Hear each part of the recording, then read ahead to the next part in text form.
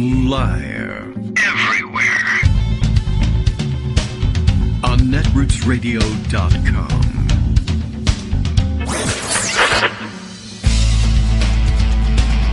David Waldman. Kagro. In the morning. Now, here's David Waldman.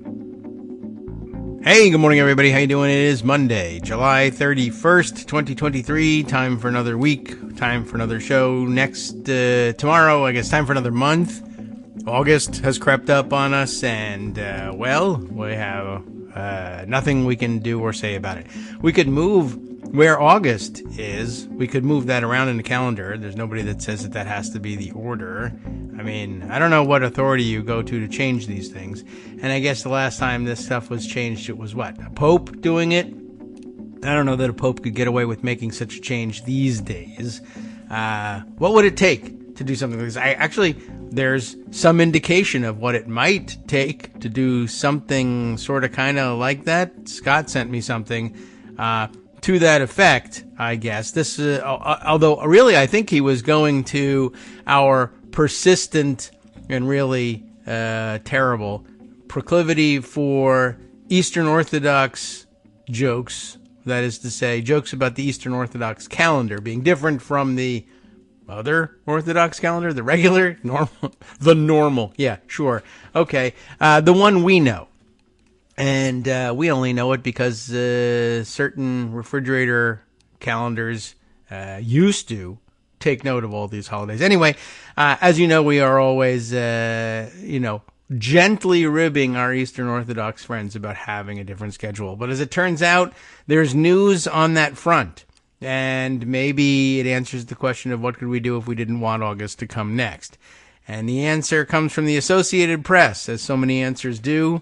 This time, the Associated Press providing the reporting, running in Time Magazine, because Time Magazine is barely a thing anymore. And they have to outsource at least their daily reporting to wire services. Anyway, here's the news. Ukraine moves Christmas Day.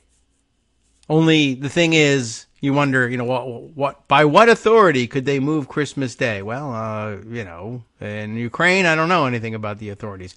But the good news is, I guess we should just leave it there, actually, and see if murdery traitor Green comes to the House floor and screams, this is why we shouldn't be supporting Ukraine in their war effort. They're anti-Christian because they're moving Christmas Day. Now, of course, Eastern Orthodox are Christian, but people like murdery traitor Green would, of course, probably dispute that because they're not Christians like her, which is to say people who realize that the true message of Christianity is to beat up on your weaker neighbors, call them inferior, and tell them that they have to do things your way. At least that's what I've learned here in the United States. So we should let them do that because that would only be more embarrassing for murdery traitor Green. She would probably actually do something like that, which is amazing in its own right. And then she'd be wrong on top of it all, and not just morally wrong, because Ukraine is moving Christmas Day to December 25th. Why? Because in Ukraine, it's not December 25th. Why? Because Russia is why all of this is happening. They are denouncing Russian-imposed traditions, according to the headline of this piece. And here's the story. Ukraine's president, Volodymyr Zelensky, in case you're wondering who has the authority to do such a thing. I don't know that he does, but in Ukraine he claims to have that authority. He said on Friday that he signed a law moving the official Christmas Day holiday to December 25th from January 7th, the day when the Russian Orthodox Church observes it. Now, I don't know enough about Eastern Orthodoxy to know whether they all do Greek Orthodox, for instance, celebrate Christmas on January 7th, or just Russians and Albanians. I don't know. Everybody's got their own Orthodox church to the east. And I guess, that's the answer for who has the authority. I mean, if they're talking about the official government-recognized holiday, then certainly the parliament, the government, there has the authority to change the day. Whether that's popular or not, we have yet to find out. I think it's a great PR move for a country looking to westernize and to have more affinity with the West. And by affinity, I mean will you send us weapons? And the answer is murdery Trader Green might continue to oppose our receiving weapons for a number of reasons. But if she finds out that we don't celebrate Christmas when she celebrates Christmas, I could see that standing in the way, being an excuse for her vote. Even though she probably has no knowledge of the fact that they, up until now, have celebrated Christmas on January 7th, for which I can't fault her because I also did not have that knowledge. But then again, I guess if I were going to attack them on the House floor for moving Christmas, I'd ask about when was it and where are they putting it now. So there you go. The just by way of summarizing here, it does say that there's an explanatory note attached to the law, which said its goal is to abandon the Russian heritage, including that of imposing the celebration of Christmas on January 7th, and cited Ukrainians' relentless, successful struggle for their identity and the desire of all Ukrainians to live their lives with their own traditions, holidays, etc. And I don't know. I'll take his word for it that who wouldn't want to have Christmas come early, I guess, if you were waiting for it on January 7th. No word. Greg Dworkin, who joins us now. Greg, I don't know if you've heard anything about what the Chinese restaurant community in Ukraine has to say about this, but I assume they would like to book that revenue early. They're open, whatever. Yeah, right. It's, you know what? January 7th, April, whenever you want to put it, we're open, and it's no issue. But then I guess they book that revenue for the prior tax year, and maybe that's good, maybe that's bad. I don't know. Well, good morning, Greg. How are you? All they do is they hang their open on Christmas sign. Yeah, they right. don't throw it out. And then, right, that's true. And they probably around December 25th, they're used to letting people know that come December or January 7th, we will be open. So, well, Greek Orthodox do celebrate January 7th. Okay. But, great. If it's at all confusing, frankly, I blame the Byzantines. Yeah, well, I mean, where does that expression come from? Everything being Byzantine, right? That's their fault. Yeah. It's confusing and weird. I think basically we should run against them. Yes. Make them the scapegoat. You know what? It's a real possibility. And do they have a gazpacho police? Is there any? Well, we can. I don't know. I also don't know if they have Byzantine space lasers. That's important, because I don't know why, but it just is. Sure. So a couple of things. Since I was on the show last Thursday. All right. There's been a superseding indictment. Yes, that's true. And I don't know how much you talked about it, but it was super. It's a big deal, or as Joe Biden might say, BFD. Yes, I agree. And a lot of people were sort of waiting for the January 6th indictment to drop. The grand jury in Washington meets Tuesdays, Thursdays. So hopefully what happened is Jack Smith presented it to him last Thursday, and then they'll vote this Tuesday, and then we'll hear about it. But the other thing that's coming is Fani Willis announced that August, first 3 weeks of August, including starting today, would be this is the first week. So her indictments, plural, are going to drop. Okay. And we're waiting for those as well. And she's already said she's just waiting to go. Okay. Whatever that means. So their grand jury meets. They have two. They have one that meets Monday, Tuesday, and another that meets Thursday, Friday. We don't know if they've already indicted and it's sealed. Yeah. These things happen. Or whether they'll use Monday, Tuesday to present, and then the other one will be just like local crimes and stuff and has nothing to do with it, or the other way around. So we'll like just have to wait and see. But I'm telling you, things are coming, and this may turn out to be indictment week. Who knows? I'd be excited. As exciting as the superseding indictment was, the fact that it was superseding means, it's a do-over of sorts, but that means it's not January 6th stuff. Well, so that's still to they come. added stuff, and the stuff they added is like awfully important. Oh yeah, I mean there's a good reason because for the first doing one was important. It's like you have documents that don't belong to you, and a lot of them are top secret. Yes, bad. And this one bad is. You. Oh, and by the way, we pretty much have proof. You tried to obstruct us from going after it. Yes. And this superseding indictment sparked a tremendous amount of interest in Rosemary Woods. Yes, right. Because back in the Watergate days, it was the cover-up, not the crime. Well, actually, it's the cover-up and the crime. But the cover-up is important because it helps the jury convict, because it shows that the crimer was guilty about it. Yes, they wanted mens to do rea, something whatever to make that sure means. He had a whatever they call it, of guilt, guilty mind, guilty consciousness. Yeah, of guilt. Conscious of guilt. So he tried to cover it up. And basically, he got one loyal guy, Walt Nauta, to talk to another loyal guy, who's the one that got the superseding indictment, to talk to yet another guy who turned out not to be so loyal.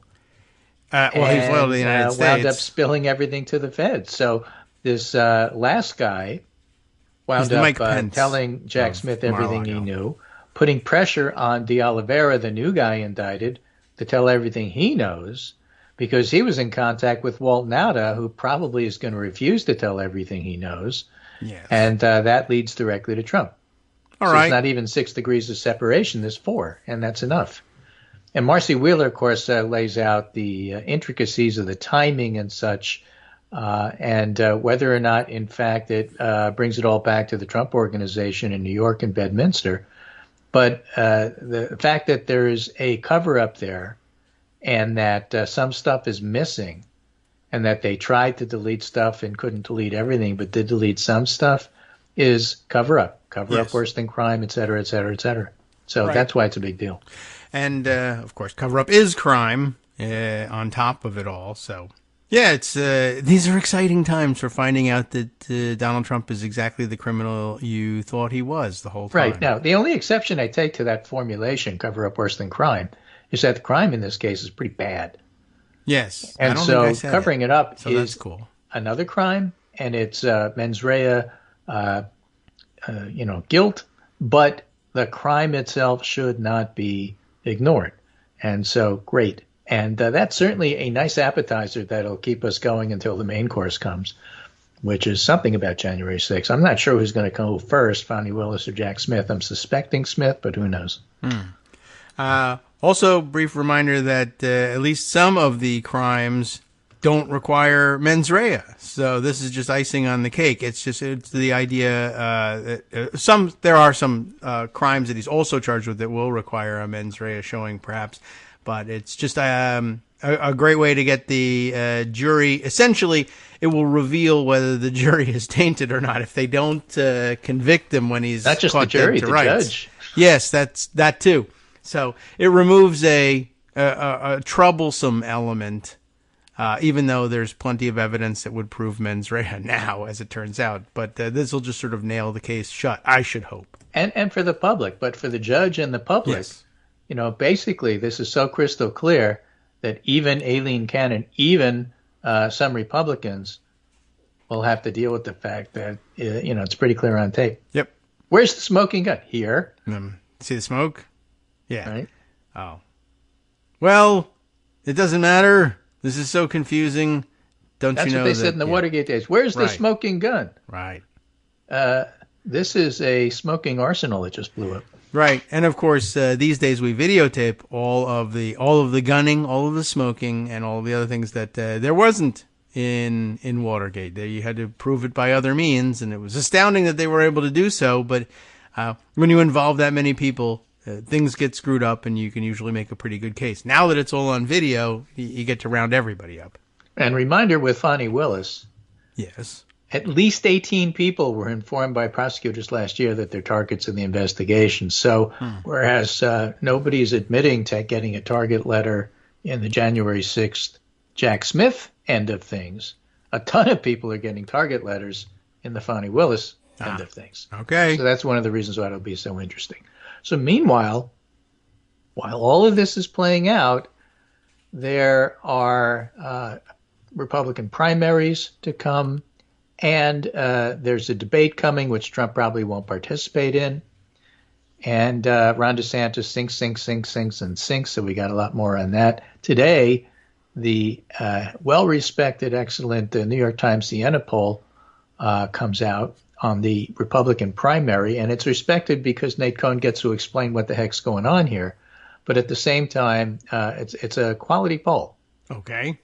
And Republicans' preference for the 2024 presidential nominee nationally, yes. Trump 54, DeSantis 17, Pence 3, Scott 3, Haley 3, Ramaswamy 2, and Chris Christie 2. So everybody combined doesn't beat Trump. Trump beats DeSantis by margins that are basically out of DeSantis's reach. Mm-hmm. And one of the fascinating things about this, among many, many others, is take a look at Mike Pence, tied for third, three-way tie for third. Yeah. Mike Pence is at 3. 3. Does the press ever refer to him as the unpopular vice president the way they do Kamala Harris, who's actually vice president? Probably not. No, they do not. Why? Because he's a white dude. That's why. I guess so. He's a Republican white dude. So can't possibly be unpopular. Right. And yet, I mean, he may not even make the debate stage because he doesn't have enough donors. If you take a look at the pictures from January 6th with the rioters and the scaffold and the noose, these people likely are not contributing to Mike Pence. Probably not. In fact, they wanted to hang him, not contribute to his, be the next president. If they had their druthers, they would have hung him upside down to shake money out of his pockets, much less. Right. They had an Iowa chit-chat. And Will Hurd got up there and said, the truth is Trump's probably guilty of all this stuff. And this is something you probably don't want to hear. Yeah. Chris Christie said, I don't know if Trump's going to be on the debate stage, but when he is, if he is, he'll be out on bail. And so I wonder if you can get your bail revoked for lying in a debate. Joshing with Armando. I said, what if Trump doesn't make bail? What if he uses that as his excuse for why he didn't show up to the debate? That'd be an excellent excuse. Yeah, it's better. And Armando, you can't get away with doing no sense of humor about some things. He said, of course he's going to make bail. Well, and I said, well, yeah, but what if he doesn't? That's the point. What if he decides not to? Discussing it, that's also the point. Yeah. Well, that's certainly the case. It's a funny idea. I mean, it's a much better excuse than I'm going to have another fake fundraiser for veterans. Right, exactly. I mean, the dog ate my horse. I couldn't come because, I'm not out on bail. Yeah, he loves playing the victim. I mean, I don't know. They wouldn't let me come. They locked me up rather than prevent me from debating. Yeah. Yeah. Oh, that would be a great story for him. The downside being he'd be in jail, which is probably bad for him. But I wonder. No, he doesn't have to be in jail. He just has to say it. He could be on his rally that's stage. That's true, too, I guess. Of course, then. On the day of the debate, he could be on a rally stage saying they wouldn't let me go because they were going to lock me up if I showed up. Yeah. And who's to say from his base that doesn't make any sense? You're standing right here. Right. Right. If somebody said that's that, true. Trump would say, it would fly in the face of all fact and reason, which is perfect for him. I'd give it a shot if I were him. Exactly. Now, quite honestly, that's one of the reasons why this is so fascinating in terms of looking at this stuff. Because Nate Cohen has a explainer here. Here's what we know about the depth of the support and opposition to Mr. Trump from our poll and why it's so hard to beat him. First of all, they define the MAGA base. They did a lot of questioning on the Siena College poll to help do this. As defined here, members of Mr. Trump's MAGA base represent 37% of the Republican electorate. All right. Okay, they strongly support him in the Republican primary and have a very favorable view of him. The MAGA base doesn't support Trump in spite of his flaws. They do it because it doesn't seem to believe he has flaws. Okay. Right? Cult leader. 37%. But there's another 37% who Nate Cohen and the Siena poll defines as persuadable, and a further 25 who's not open to Trump at all. All right. Okay. So of those persuadable, maybe a third of those still vote for Trump, and that brings them up to 53 or whatever it is in the poll. Mm-hmm. Maybe a quarter of the persuadables really want DeSantis, and then there's the rest in the middle. But persuadable is still a fairly large category. Now, if you peel off 25% of Republican voters because they're not open to Trump, that alone is enough. He won't win. What? Okay. Now, he'll win the primary, but he won't win the general election. And if you're looking at the persuadables, and half of them are literally persuadable to not vote for Trump, they may not vote for a Democrat, but those are the folks that stay home. Yeah. All right.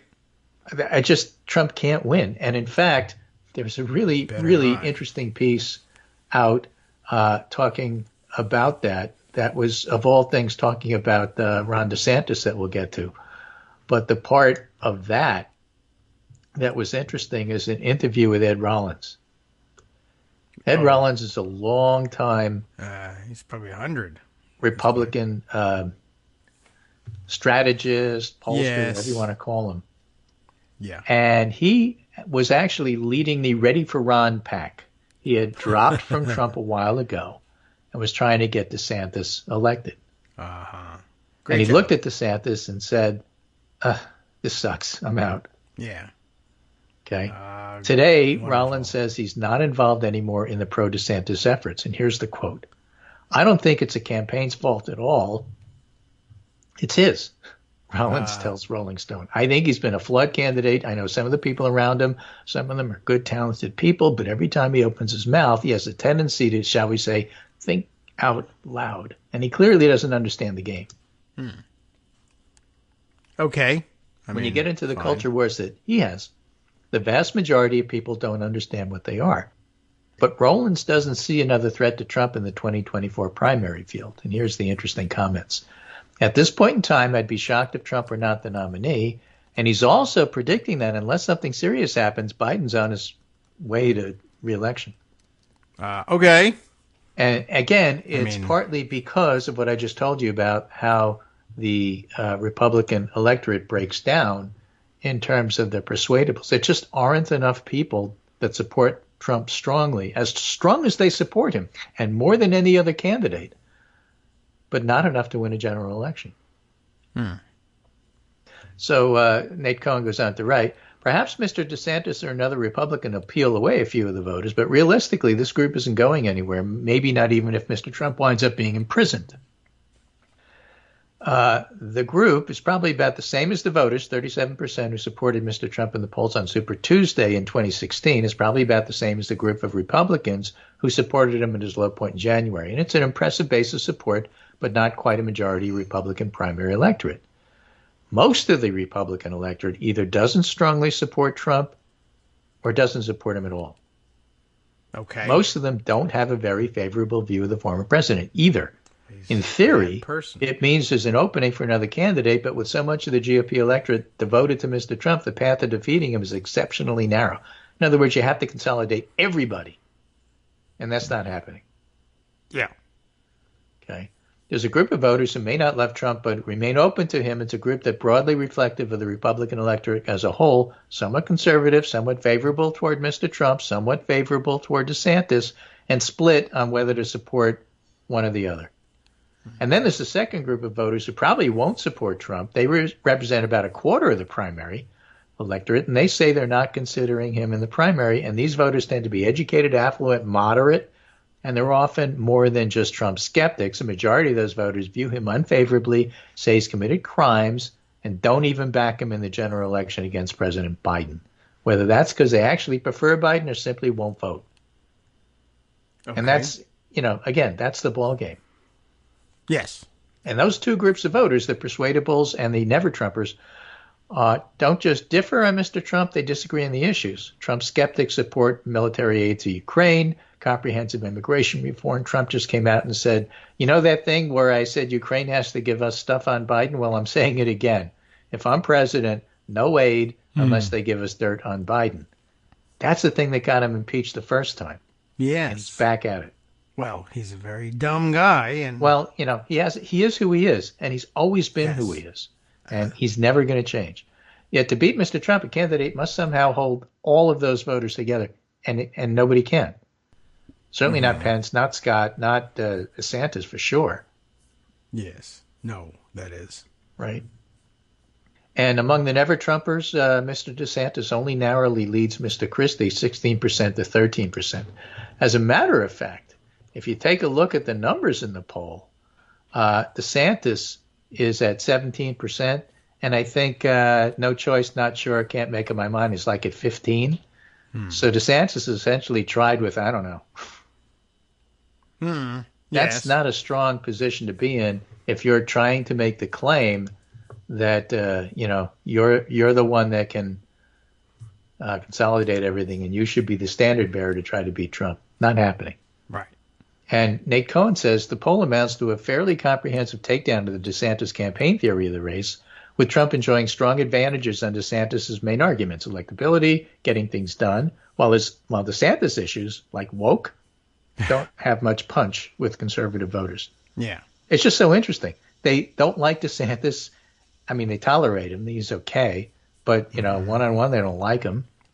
And they don't particularly care about his issues. Well, what do you know? I'm not certain that they even know what his issues are because they don't understand what he's doing.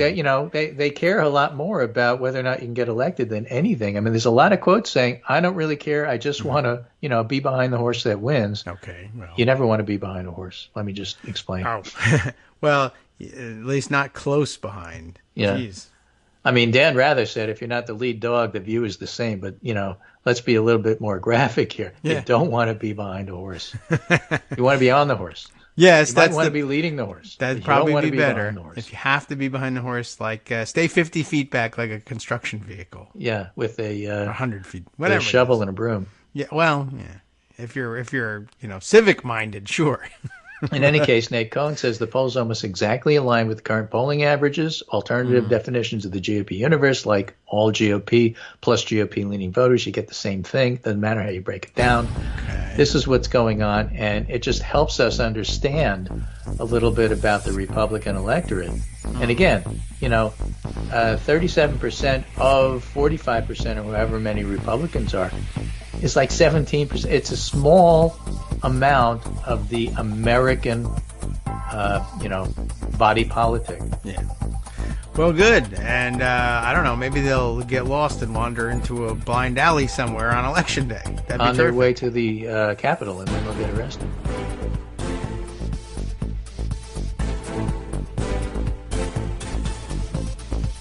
Hi, everybody. It's me, David. Let's change things up from the old fundraising pitch for just a minute and talk instead about how you can be a part of our show. If you've got a smartphone or any other electronic recording device, why not sit down and record a segment for us? Read us an important article and give us your take. Read one of your own original essays, or even just give us your commentary on something you'd like to share that's important to you. Then send the file to me at kagrox@gmail.com, and I'll try and work it into the show. Short segments, a few minutes in length, are easiest to fit in. And of course, I can't always guarantee that I'll be able to play everything, but if you've ever shouted at your radio or TV about something you wish was being covered, here's your chance to change that. Make the show your own. Send your submissions to me at kagrox@gmail.com. Just looked it up on 538. All right. Well, what do we look up on 538? Welcome back, everybody, to the Kagro in the Morning Do Americans approve or disapprove of Kamala Harris? Disapprove 51, approve 40. Parallels Joe Biden's. Okay. So 40% approve, 3% vote for Tim Scott, and 3% vote for Mike Pence. They're popular, especially Tim Scott, who's very popular at 3%. Everyone loves him, as opposed to Mike Pence's 3%, where he's only popular. Yeah. But 40% for Harris, and she's unpopular.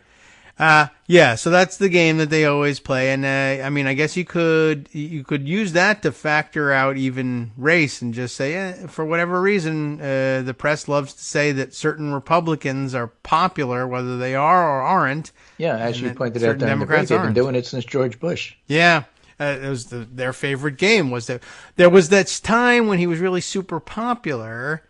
Post 9/11, which is kind of a weird time for you to be super popular. Like Rudy Giuliani used to be super popular. Yeah, right. And then things change, but members of the traditional media very frequently are very slow to take that out. Like they keep saying Tommy Lee is a troubled rocker. Look at Giuliani run for president. Nobody wants to vote for the super popular America's mayor. I can't understand why. Well, he's not popular. That's why. Oh, that's why.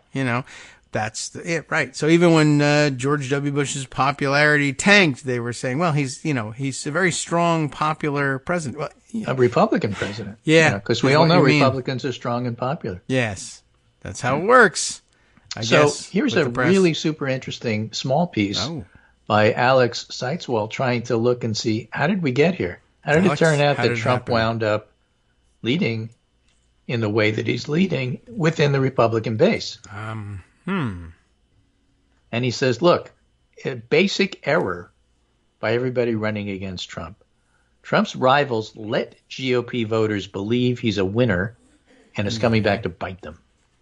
Okay. They had hoped to appeal to conservatives fed up with losing, but they never called out his 2020 loss. They never affirmed that he actually lost. So, of course, GOP voters believe Trump can win again because he didn't lose last time. Yeah, I guess that's certainly part of it. I thought they were going to talk a little more, and maybe this certainly figures into it. The decision, well, let's not criticize him because then he'll turn his supporters on us. So they're running against him, but not running against him. Yeah. Just like they're afraid of their primary voters.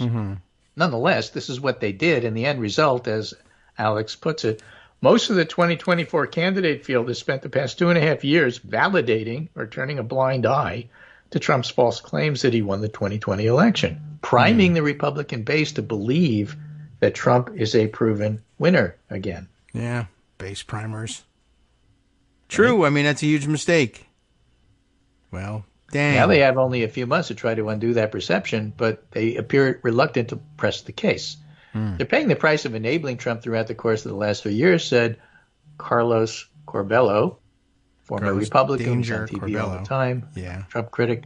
The best way to beat him is by showing that Trump and his movement have been rejected in general elections 3 times in a row. That's what Christie's trying.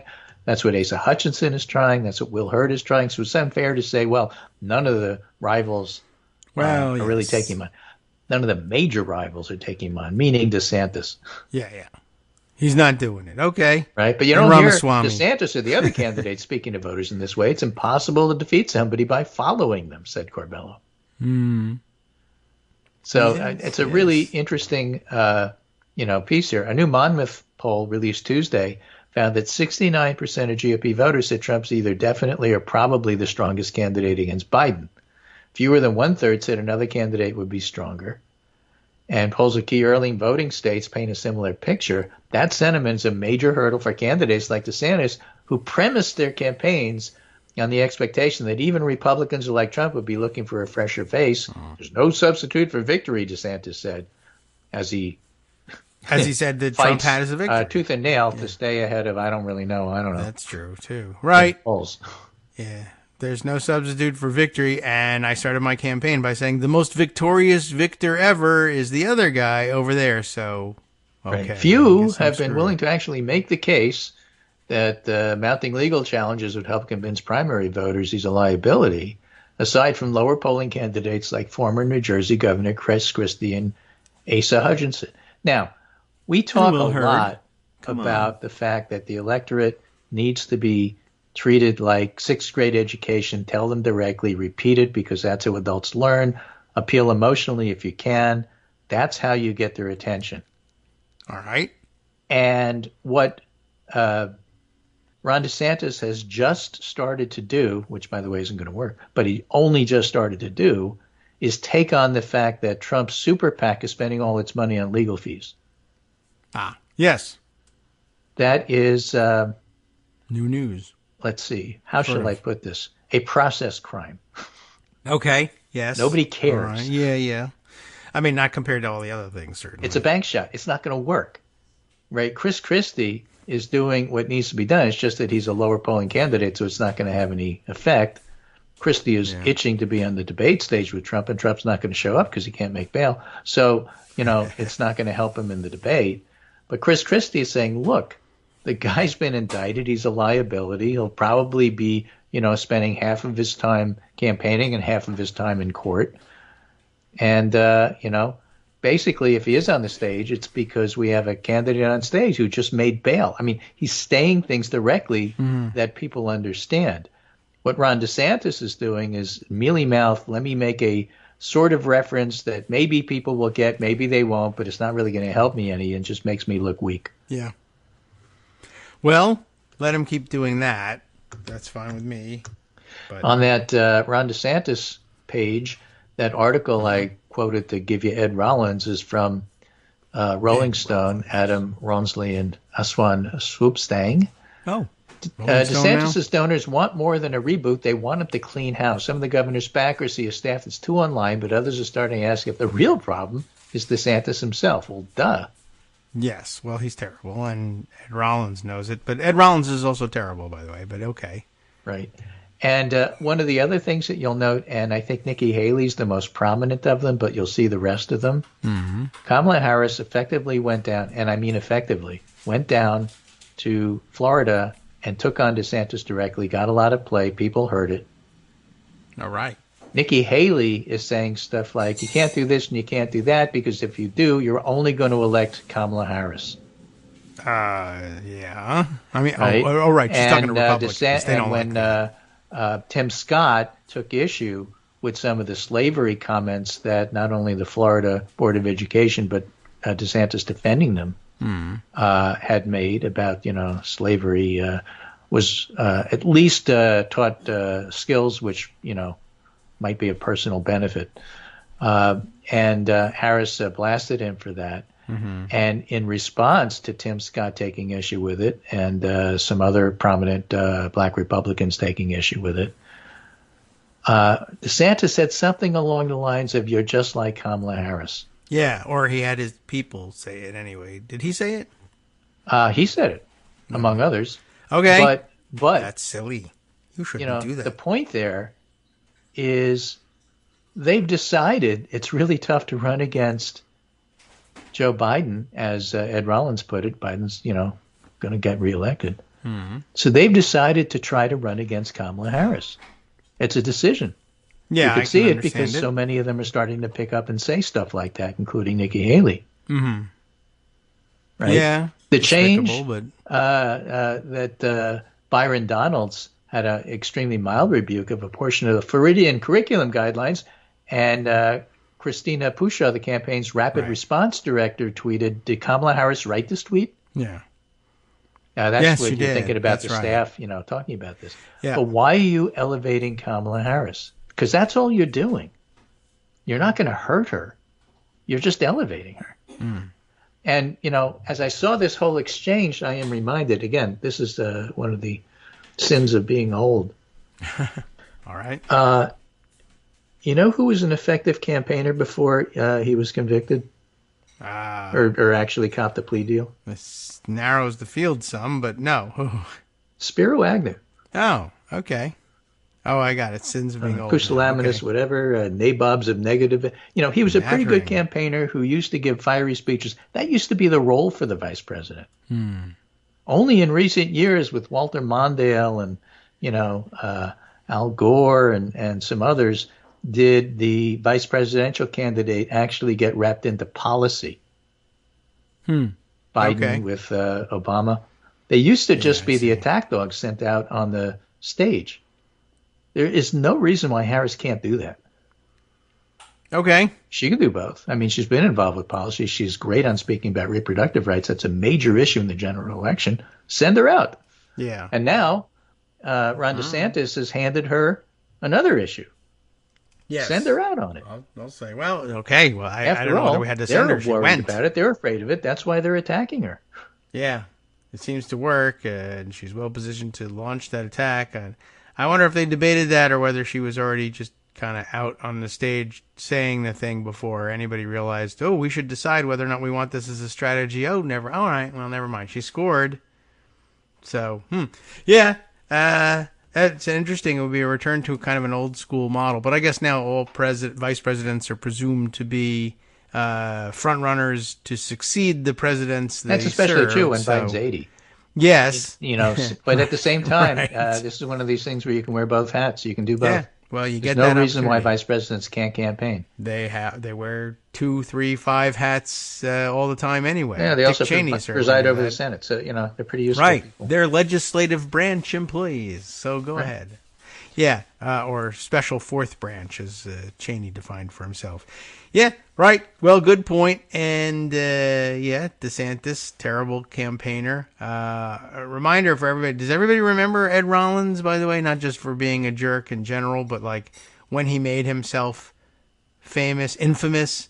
It's an interesting thing to think back on. But I mean, I think if you're old enough, he came to prominence. Old too. Yeah, right. No kidding. By the way, I'm finding out pretty soon I'm eligible for senior citizen discounts on some things. So it's good news. But if you are old enough, you'll remember that Ed Rollins ran a campaign for governor in New Jersey, and I'm purposely not saying who it was that he was working for until the end because it's kind of part of the punchline.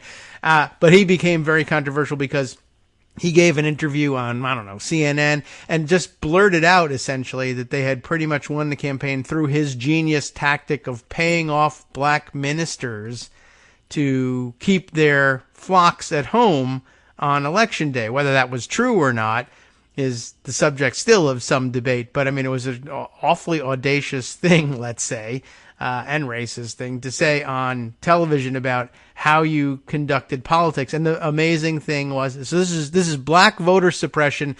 I guess back at a time when people still were aghast, like, oh, we suppress black voters? I can't believe it. In the 1990s. So, by the way, this was all for super moderate, amazing, break with Republicans, etc., never Trumper. Christine Todd Whitman was who he supposedly did this on behalf of. But there's another school of thought on that goes, he was just trying to get James Carville's goat because he had just beaten him at the polls and was trying to show what a operator he was. But I don't know. That's not really a great way of illustrating how super awesome and politically savvy you are. So he may have been telling the truth on that one. Maybe, hey, listen, the bad news is you're almost eligible for a senior discount. The good news is they're going to card you. That's true. And it's, for a while. Yeah. And they stop carding you, and then it's bad news. Oh, yeah, you are. You're like 105. Here you go. Here's your discount. Yeah. You can have a drink. I don't need to see your driver's license. Yeah, after a while, okay. The thrill of being carded comes back briefly, but but it's only, so what am I going to do? Like go to the Barbie movie on the cheap? I guess I could. What else can I do? Save $1. Yeah, it's a huge discount. Never really understood exactly why they were giving those discounts out, but I guess I always assumed I would collect them eventually. There's a guy named Alex Griswold who tweeted something quite interesting looking at that CNN New York Times poll. Remember, the MAGA base is 37%, persuadables 37%, not open to Trump 25%. They asked a number of issues. And to give you an idea, they say America is in danger of failing. Do you agree or disagree? 80% of the MAGA base says yes. 61% of persuadable voters, 37% not open to Trump. So, clearly they have differences in terms of how they think about some things. Mm-hmm. Would vote for Biden over Trump, 0 from the MAGA base, 1% from persuadables, and 29% from the not open to Trump. Yeah. And that's fine. Again, a lot of them can stay home. They don't have to vote for Biden. But listen to this. The big issue that Ron DeSantis is running on, punish woke businesses. Yeah. 43% of the MAGA base agrees with that. 41% of persuadable voters, 28% not open to Trump. You can't even get a majority of any of those groups to agree with your signature issue. Yeah. Right. Well, punishing business is something that they are not used to doing. I thought that Trump got him fairly used to it just by mouthing off about it for so long. And it seems like such great revenge. But maybe it has to be attached to a specific crime in their view. Wow, I punish businesses? No. Well, what about punishing Bud Light? Oh, yeah, right. Well, they were for gay things. So, well, what about punishing Disney? Because that's what DeSantis did. Yeah. Now, the Bud Light was sort of a, hard to do. More of an organic thing. But specific maybe. policies, Right. Ron DeSantis punishing Disney, that's what you have to ask about. Yeah. And I mean, that's still, I would like to see them poll specifically on that because I just can't. You'd think that 100 years of goodwill in the American psyche, it'd be awfully difficult to set Disney up as the villain. They're about defining the villains, by the way, and they've done a pretty good job of it. And their heroes always win, and it's just Americana, and is an amazing opponent to try to take on, but. All right. So, by the way, this is just out. Fulton County Superior Court Judge Robert McBurney denies Trump's efforts to block expected indictments in Fulton County and disqualify Fani Willis. That was one of his many lawsuits. Yes. Fail. He never wins in court. That was one of the most audacious, ridiculous things I've ever seen filed in court by Donald Trump, which is an amazing get rid of thing her. to She's say. biased. Yeah. She thinks I committed crimes, obvious bias. Right. That's no exaggeration. That was the actual claim. You can't let the indictments go forward because the fact that she wants indictments to go forward is evidence of her bias. Yeah. Yeah. So, no. Well, whatever. Sherlock, that's not going forward. So, okay.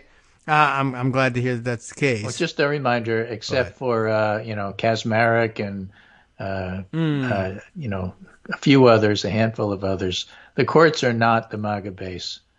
And Aileen Cannon so far is behaving herself. And the interesting thing about the superseding indictment, of course, again, as we said, is it's going to shore up the pressure on her to continue to behave. Because anything after that is egregious, it just makes it obvious and will get her taken off the case.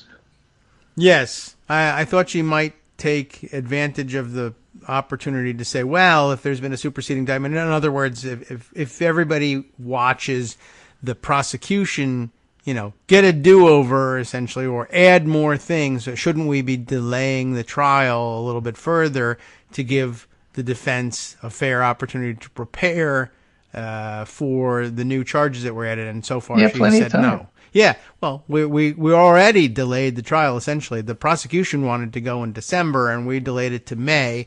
So that's a good indication. That goes in the column of her behaving herself, whatever her motivation. Well, she could say, look, I moved it to May to allow for these sorts of things because I'm really smart. Yeah, right. She should take that opportunity to say so, but she's also behaving herself by staying pretty quiet about things and just saying it's no need. And again, if Fonnie Willis and Jack Smith drop the others, who cares about what she does? Yeah. And it'll be real interesting too when if the Georgia charges drop and he says, well, we need to delay this trial because I'll have to be on trial in Georgia, and that gives Cannon a chance to say, it's right next door. What's your problem? Right, but come here on Thursday after you're done with trial there Wednesday. I keep reminding you, D'Artagnan was able to challenge Athos, Porthos, and Aramis in the same day. He just made them an hour apart, so it can be done. He's got a jet. There's historical precedent for working in complicated multiple cases here. Yes. Just look at the Three Musketeers. That's history, isn't it? Yeah. Sure. So anyway, all of that is happening. Max Tanney has a really interesting piece in Semaphore about the fragmentation election. He puts it like this. Did you catch Ron DeSantis' interview with Sean Ryan? No. How about Tim Scott's latest hit on Faithwire? No. What about Joe Biden's chat with Will Arnett and Jason Bateman? Actually, I didn't see that either. Okay. Well, the campaign for the American presidency is playing out across an unprecedented, fragmented new media landscape, leaving campaigns, voters, and political observers struggling to figure out what's going on. Yes, what is going on? Right? So DeSantis goes to see Megyn Kelly. What is Megyn Kelly doing? How do you even watch her? Who knows? I don't know. She's bleeding, apparently. The most media savvy of the Republican field, entrepreneur Vivek Ramaswamy, has replicated the strategy run by Pete Buttigieg in 2020, appear in every media venue that'll take you. When there are none left, create your own. He's been doing a podcast every week. What a nut. Where he interviews other figures in media and politics. Then he can send that around. Oh, he interviews them. Meanwhile, Biden is set to appear tomorrow on a podcast with Jay Shetty, the iHeart radio host who produces a weekly show on mindfulness and mental health. What am I doing? Donald Trump is still in talks to sit down for an interview with Mike Tyson. Wow, what? Governor Chris Christie, welcome to Pod Save America, said John Lovett, who co-hosts the Liberal podcast. What are you doing here? And Christie said, you asked me to come. Okay. I mean, yeah. Who's going on to be interviewed with Mike Tyson? Trump. That okay. That actually Cable makes news. Well, it hasn't worked out. They were thinking about it. Cable news ratings are low, particularly for an election year, reflecting apparent apathy toward the upcoming contest. More on that in a minute. And debates are expensive. The promised matchup between DeSantis and Trump appears unlikely because Trump won't show up because he can't make bail. And if the networks want to make news with Ramaswamy, Tim Scott, Nikki Haley, or Doug Burgum, go ahead. Yeah. Have any of those guys any day of the week for free, they'd be delighted to be on. Why are you spending millions on them when you can have them for free? Yes. So privately, each network has reassured the RNC, no, they're committed to debates, but at the same time, thinner margins and a lack of a guaranteed ratings booster like Trump have made television executives more cautious about seeking millions into the contest. And you know what? It's fine with me if they don't televise them and we just get excerpts. Then you can go to YouTube and see it. That's just fine. Yeah. I mean, that's the way I usually see it. They don't have to live in our living rooms. Right. All of the podcasts are going to be, of course, super motivated to put out clips. So we'll see it all, even if we don't know where to see the show itself. You don't have to panic about that. They're self-promoters more than anything else. So Right. So the Republican candidates are all after Joe Rogan. And a person familiar told Semaphore that candidates and Republican organizations have approached Barstool Sports about partnering with the organization on events. Gosh. Yeah. And the outcome may be, among others, an unpredictable campaign in which major developments are hard to track and analyze, and it may be a glimpse of what's to come well beyond political campaigns. So it's an interesting look at fragmentation and how it might affect, everything. Yeah. Now, with AI, can I fake having these people on my podcast? Sure. All right. We should do that. But if nobody listens to it, who would know? Who cares? I don't know, but I get to distribute the clips. That's the important thing. Right. Anyway, lots of questions swirling around Mitch McConnell's health. Right. Which is a reminder that Kentucky passed a procedure process thing. Used to be that the governor could appoint a replacement, but they passed a law that said that what happens now is that the party out of power, or the party who's losing the person, yes, and needs a replacement, I should say, would then submit to the governor a list of 3 people they recommend, and the governor has to pick one of those 3. Yes. So Bashir can't just appoint a Democrat. I'm not sure he would anyway if he wants to run for re-election. But, that's the way it works.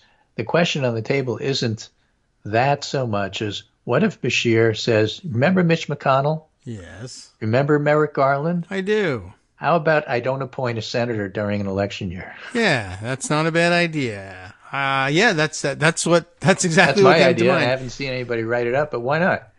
Okay. Well, I haven't written it. So what comes around goes around, Mitch. Absolutely. That was one of my first thoughts about it when I heard what the rule was, or just, I guess it's my second thought. My first thought was just don't listen to him. I'm not either not going to appoint from that list and just going to go outside and see what happens. Or secondly, if they say, if it looks like the case is strong enough to block you from nominating from outside the list, just wait like a year or more. Right. And Rugby Mom on Daily Kos suggests, well, why not a deal where McConnell and Feinstein resign at the same time, keeping the balance of power? Oh, okay. That could be something. And then you just keep the vacancies. Keep the vacancy. Well, everybody knows that their own party's going to appoint a successor. Yeah. And the rule is they have to be over 80. Okay. That keeps the balance of age, I guess. Right. By the way, there's also the possibility of saying they both could have them both retire at the same time, and then have Gavin Newsom say, "Oh yeah, by the way, to hell with you. I'm appointing. There's no way I'm going to keep the most populous state without representation in here." But you said, well, then fine. Let Kentucky's governor make an appointment. Well, he's limited in his power to do so. Well, unlimit him then. Yeah. So the governor may now only choose from 3 names recommended by the executive committee of the outgoing senator's party, and must make that selection within 21 days. That gets an interim senator. After a vacancy is filled, there would be a special election with an open and bipartisan process, often referred to as a jungle primary, allowing any candidate gaining 1,000 signatures to run. More than 50% of the vote would win. Nobody wins. Then the top 2 vote getters go on to a runoff 70 days later. The most expensive possible thing to do. Yeah. Well, anyway, well, we're in a deficit. But it may be expensive and it may be complicated, but the point is to prevent a Democratic governor from appointing anybody other than who we want. No expense spared in preventing Democrats from exercising power. I'd love to see the law. I see that's the most detail I've gotten on it so far about what the time limit is, but what's the mechanism for day 22 comes around and nothing's happened? Yeah, what are you going to do about it? Yeah. Well, we're going to make an appointment. Well, you're not authorized to do that. Look, my signature is the one that goes on the certificate that goes to the Secretary of the Senate. The governor has got to be the guy that signs. This is the appointee. And I could just sign for anybody. You could sue, but in the meantime, honestly, like a certificate of nomination shows up at the desk of the Secretary of the Senate nominating a Democrat, and there's more Democrats in the Senate than Republicans. Let's see what happens. So, but of course, one of them is Dick Durbin. The Louisville Courier by Joe Sonko, who's a very good reporter. And he's outlines exactly how the law works. Excellent. Joe is on the case. And this happened in the 2021 session. So it's pretty recent. Mm-hmm. Yes. Well, like most things, as the legislature of Wisconsin raced to strip power from a Democratic governor, so they did in Kentucky as well. Andy Beshear vetoed the law, but it was overridden. So the question is, will he challenge it? He should. We'll see. I know you say he wants to run for re-election. That may or may... I don't know. That might be a great boost to his re-election campaign as the guy who stood up to the ridiculous gerrymandered Kentucky Republican Senate. Although they don't have to... Well, he's running against Attorney General Daniel Cameron. Who would be, of course, in charge of suing him. Yeah. I'm sure. So it sets up pretty poorly, interesting, depending. Interestingly, you're right. For those of you who are into those sorts of things. Yeah. Which is to say everybody who listens to the show, because otherwise why would you listen to the show? You could be listening to Mike Tyson interviewing Donald Trump or Podcast what is it? Pod Save America. The other one. All right. Okay. Well, it does set up interestingly. Thank you, Greg. You've set up our week very interestingly as well. Okay. Just go look up the difference between eminent and immanent. What? 2 different words meaning 2 different things. I have it in the Pundit Roundup. You'll find something you didn't know. Yeah, all right. We could have known it, but we had too much other good stuff to talk about. I'll go check it out. Thanks, Greg. See you Wednesday. All right, welcome back now to the Kagro in the Morning Show here on Netroots Radio. I think we got to go directly to Joe Sonka's reporting for the Louisville Courier-Journal about, the most information we've gotten so far about how it really works.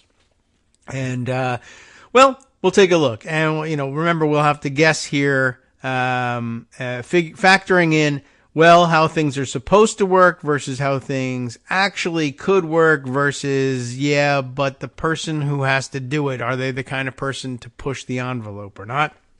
Joe Sonka reports, here's how Kentucky's law works for filling U.S. Senate vacancies, if you believe that's the law. I guess we should say, just by way of preserving our rights and all of this. Let's see.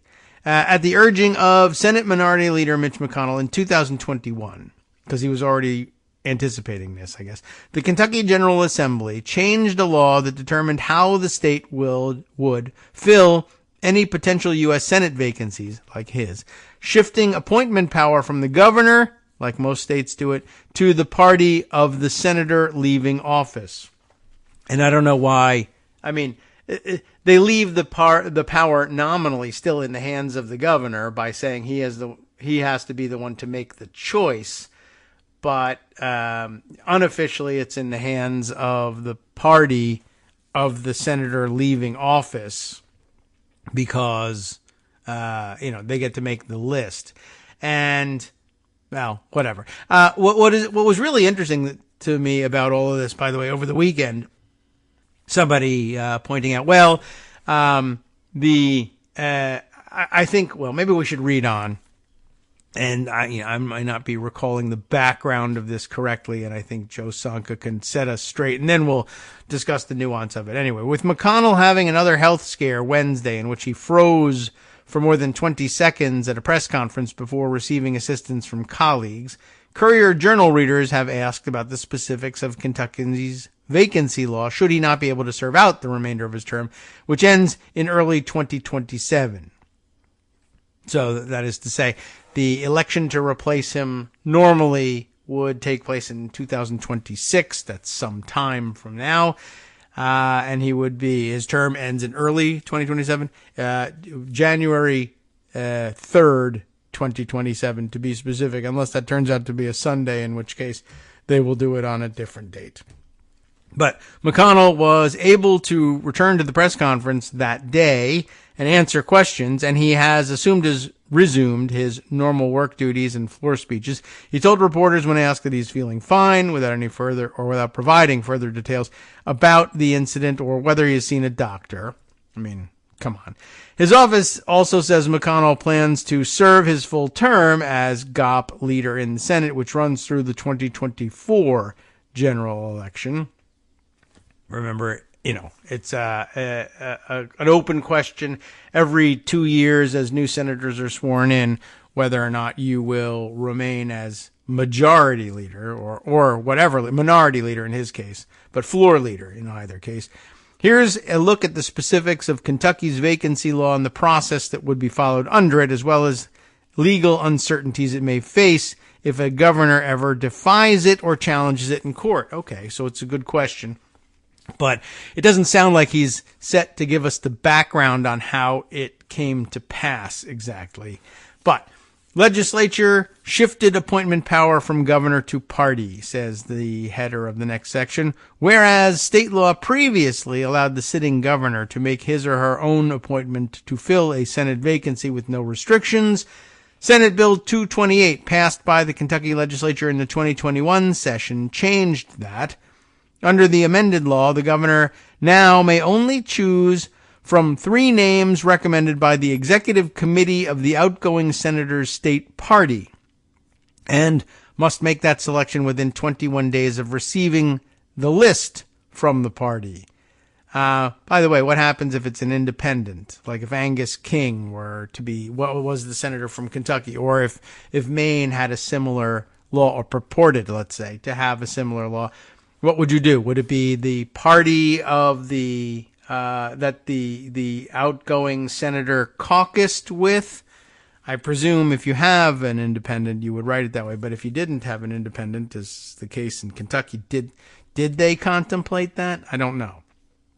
With both of Kentucky's senators currently being Republican, Joe continues, the choosing of those 3 nominees would be, allegedly, purportedly, up to the executive committee of the Republican Party of Kentucky, which is made up of 54 members. After a vacancy is filled, there would be a special election with an open and bipartisan process referred to as a jungle primary, and maybe they should get rid of that terminology, allowing any candidate gaining 1,000 signatures to run. A candidate with more than 50% of the vote would win, but if no one wins a majority of the vote, the top 2 vote getters would go through the runoff election in 70 days. Just the same disastrous law, and maybe they'll find out that it is just as disastrous as it was the case for Republicans. Great for Democrats, but as it turns out. But a nail-biter, of course, but it ended up ruining things for a lot of Republicans when they had to deal with that in Georgia. Anyway, the timing of that election would be determined based on when the vacancy occurred. If the vacancy occurred, and again, this is Joe Sonka reading you the black letter of the law, essentially. If this law is real and sustainable and, does what it purports to do, this is how it envisions itself operating. Or this is how Republicans envisioned it operating. If the vacancy occurred more than 3 months before a regularly scheduled election, that's when it would take place. That's when you have to say that again. If the vacancy occurred more than 3 months before a regularly scheduled election, okay, then the election that would have to happen would just how do we explain this? Right. Remember, a governor can appoint at least a temporary replacement from a list of 3 names given to him by the party, and then after which a special election would happen. But if it turns out that the vacancy, if I understand this correctly, the vacancy occurred more than 3 months before a election that they were already scheduled to have for other purposes, then that is when the special election would take place. If the vacancy occurred less than 3 months before an election and a regular election is scheduled the following year, the latter election date is when the vote for the Senate seat would occur. If there is no regular election scheduled the following year, or the vacancy occurs in a year without a regularly scheduled election, the governor must is what it says, within 30 days of the vacancy, call for a special election to be held within 60 to 90 days, which would be conducted with the aforementioned jungle primary format. Okay. So, if there's no election scheduled, the governor has 30 days to call for the special election, and the special election would be held within 60 to 90 days, from the date it's called. So the most maybe you could delay things if you felt like that was necessary is 120 days, and then there'd be a jungle primary format. How do most states fill Senate vacancies? Well, you probably know. Most states allow governors to fill Senate vacancies without any restrictions. There are no restrictions on a governor's choice in 35 states, while 4 states do not allow governors to fill vacancies at all, instead triggering special elections to fill the Senate seat. In 10 states, including Kentucky, the person appointed by the governor to fill a vacancy must be of the same party as the departed senator.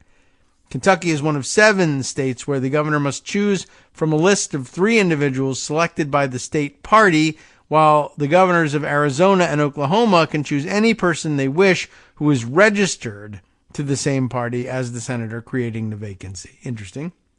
In Utah, the state legislature gives the governor a list of 3 names to choose from, who must all be from the party of the senator who left office. Could Kentucky's vacancy law be challenged, is the next question, and the next heading as well. Judging from Democratic Governor Andy Beshear's veto statement for SB 228 and recent conjecture of 2 attorneys with ties to the Kentucky Democratic Party, a challenge to the new vacancy law seems like a real possibility should such a vacancy occur. Though his veto was overridden, Beshear wrote that the changes of SB 228 violated provisions of both the federal and state constitutions on how U.S. Senate vacancies could be filled. Beshear said the changes violate the 17th Amendment to the U.S. Constitution, which sought to remove the power to select U.S. senators from political party bosses. That is to say, the people who ran the state legislatures, either directly or indirectly. So that's interesting. The purpose of the 17th Amendment was to take the power to nominate senators out of the hands of state-level political operators and fixers / legislatures. It's a claim.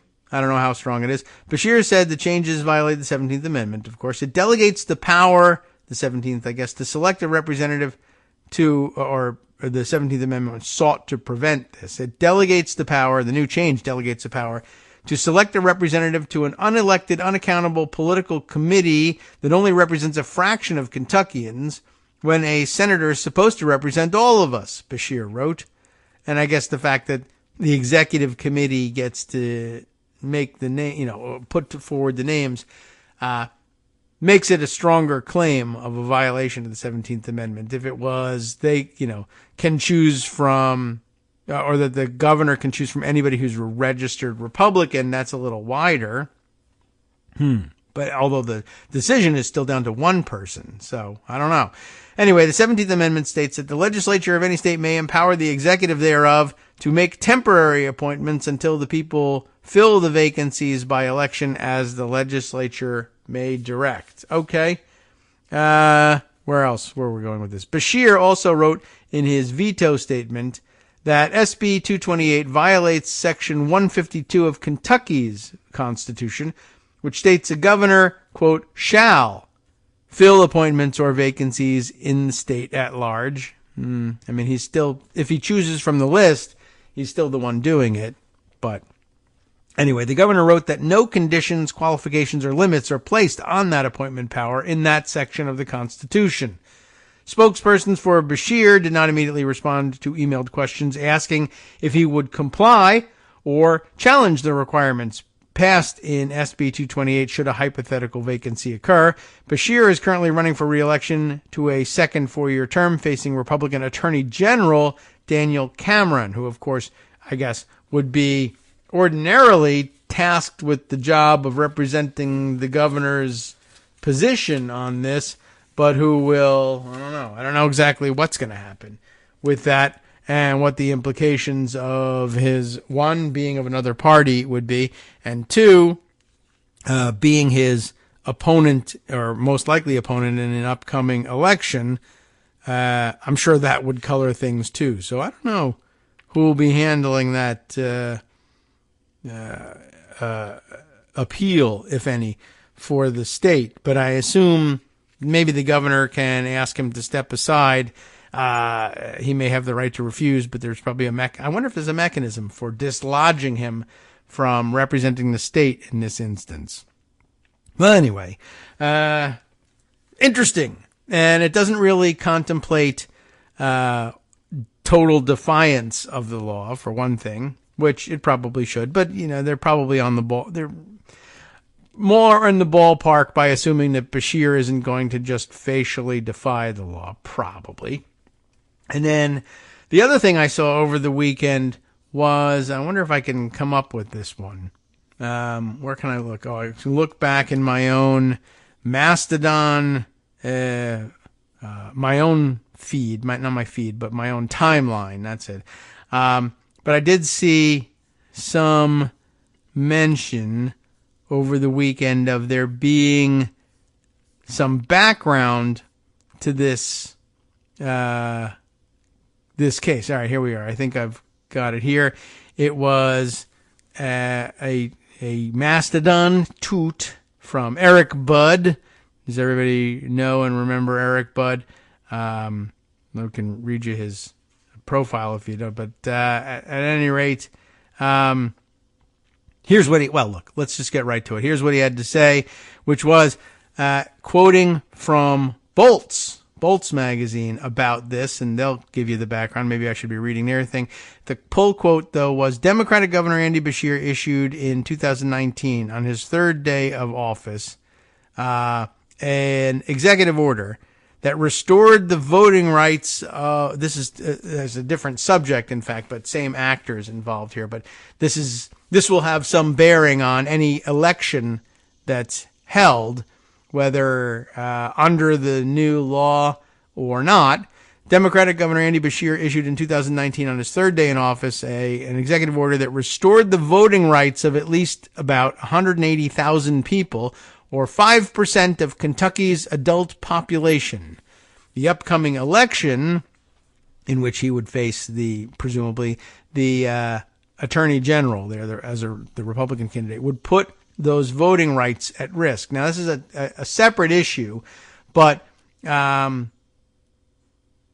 assured that Republicans are working to disenfranchise as many what they view as potential Democratic votes in Kentucky as possible, perhaps well in advance of the gubernatorial election. Maybe it would affect the primary or the jungle primary that they might be forced to have in replacing McConnell. But so far it looks like McConnell intends to try to hang on to his seat. At any rate, we'll see whether that changes. But like I said, slightly different subject, but it made me think a bit about changes in the law.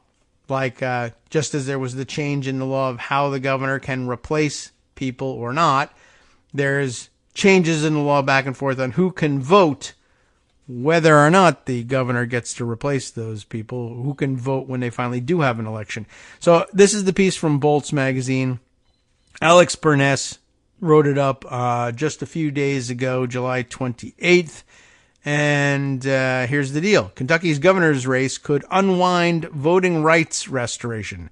The state's last Republican governor revoked an executive order that restored people's voting rights.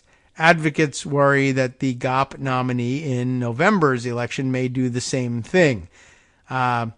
Anyway, let's lay this groundwork here. When Kentuckians choose their governor in November, they'll also be deciding whether some of their neighbors can access the ballot at all in future elections.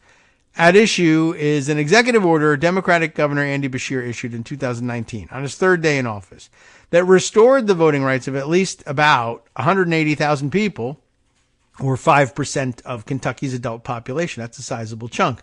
The state constitution prohibits anyone convicted of a felony from voting for the rest of their life, whatever the felony may be. That's amazing. But Beshear circumvented that by offering blanket restoration to most people who complete a sentence. If you've paid your debt to society and you, as they say, and you want to rejoin society, we'll actually leave the door open for you to do that. I mean, it's kind of an insane thing, except for the fact that it was straight up voter suppression. They knew who they were convicting of felonies in Kentucky most often.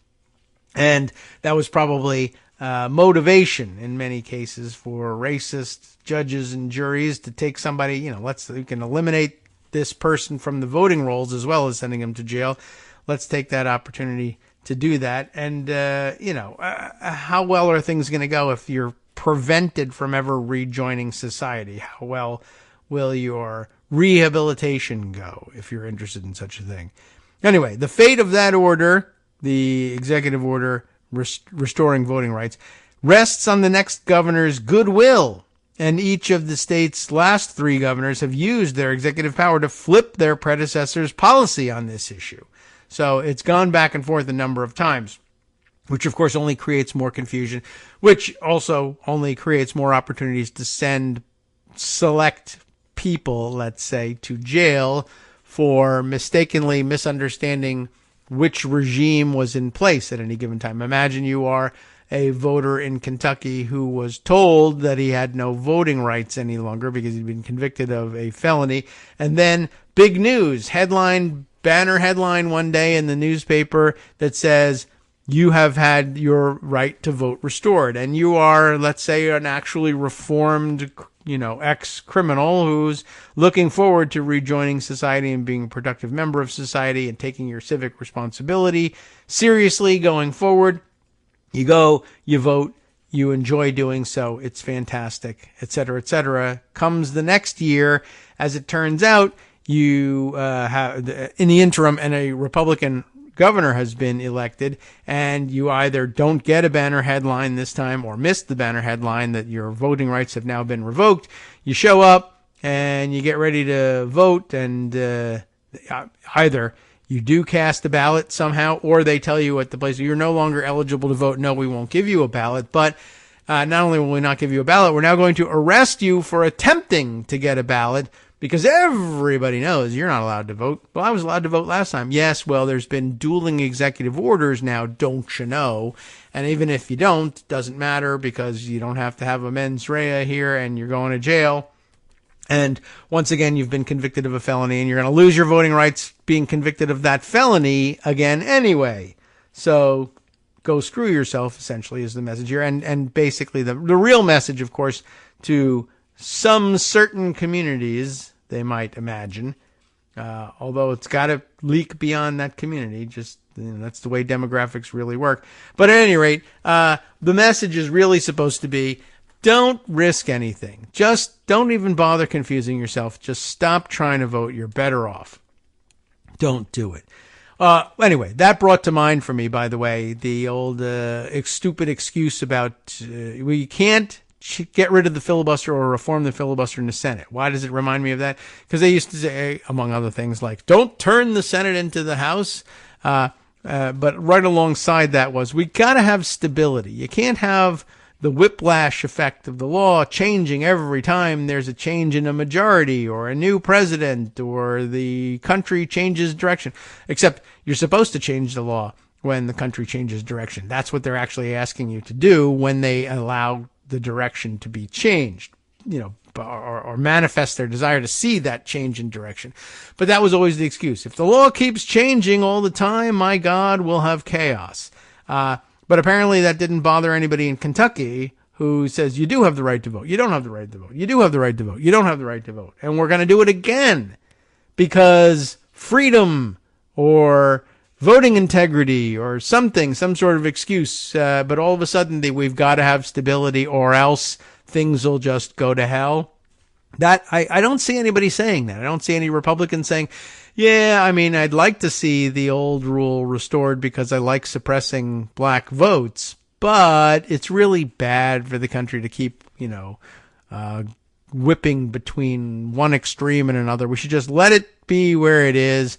It's best for the country and best for Kentucky. Somehow that's not on the table. But of course, once they reverse it, the next Democratic governor who thinks of reversing it again, they'll suddenly remember, oh yeah, it's crazy how the law changes all the time. We should leave this in place because what does electing somebody from the opposite party to lead the state say other than that what the voters really want is more of the same, right? No, it means the exact opposite. Yes, well, look over there. Is that look, a dog caught a Tesla? I don't know. Anyway, yes, I got confused a little bit between the two stories because the governor of Kentucky is at the center of both of them. But I wanted to lay them out side by side, and it's not like they don't have anything to do with one another.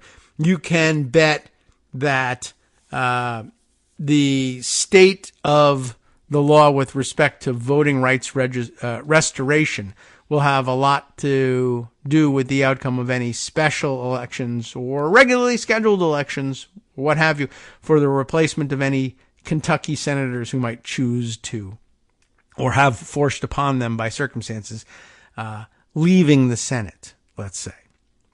All right, so where were we?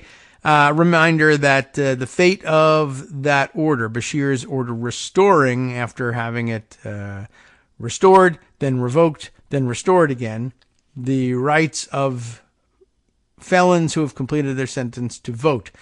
We're direly concerned that he, the Republican, Daniel Cameron, the Attorney General who's running for governor, direly concerned that he would retract voting rights, said Shelton McElroy, a volunteer organizer with Kentuckians for the Commonwealth.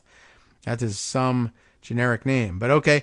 It's Kentuckians for Kentucky is what that comes down to. A group that helps people register to vote.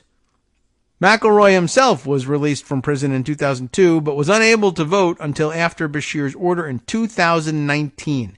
Guy fought, a 17-year battle trying to get this changed. And he faces the possibility it would be undone again. The last time a Republican replaced a Democrat in Kentucky's governor's office, McElroy recalls, it prompted just such a step back in rights restoration. Governor Steve Beshear, Andy's father, had issued a blanket restoration order similar to the one currently in place in his final days as governor in 2015.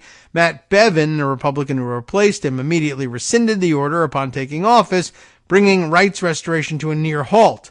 The turnaround was so quick that very few people had time to benefit from Steve Beshear's move and secure their rights back in that interval.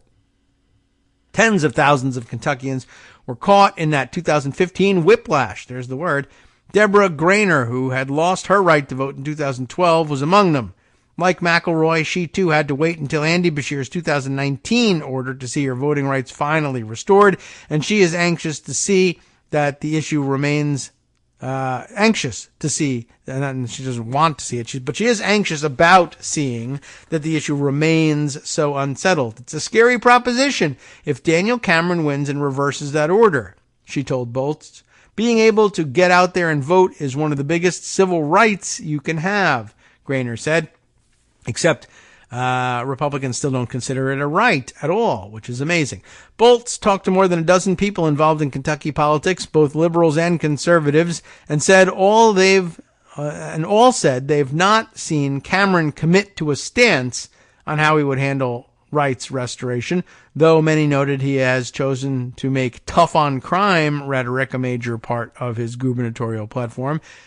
The fact that he's not willing to speak out about it kind of speaks for itself, said Democratic State Representative Keturah Herron, a longtime champion for expanding the franchise. One advocate who said he personally pressed Cameron on the issue came away with the impression that he is playing coy. But the same voting rights advocates who fear a major retrenchment if Beshear loses have also been disappointed by the scope of the governor's order. As it turns out, it wasn't the greatest, most broadest order of all time, I guess you could say. But let's see. They've spent the last few years asking him to go further. Some even sued Bashir to compel him to do so, though they lost in court this month.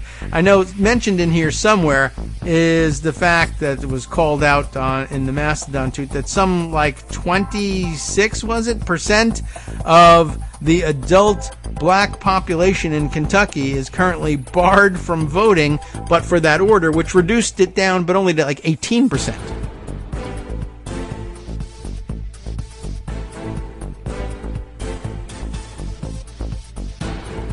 Hi everybody, it's me, David Waldman. Yes, the same guy who interrupts you all the time. Interrupting you one more time, just to tell you again, another reminder that your contributions are what keep this show on the air, and patreon.com, patreon.com, is still among the easiest ways to make the sustaining subscription donations that keep us afloat.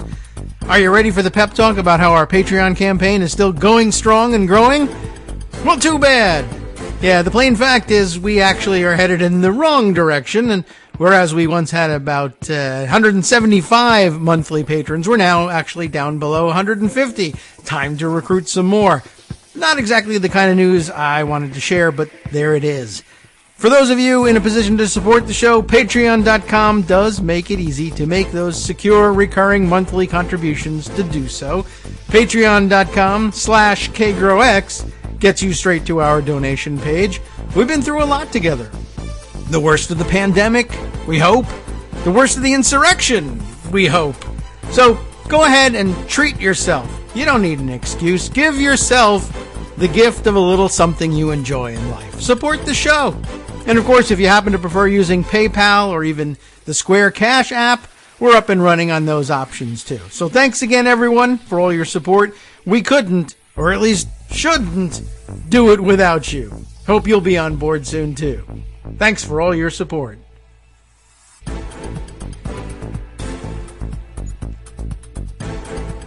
All right, welcome back now to the Kagro in the Morning Show here on Ed Roots Radio.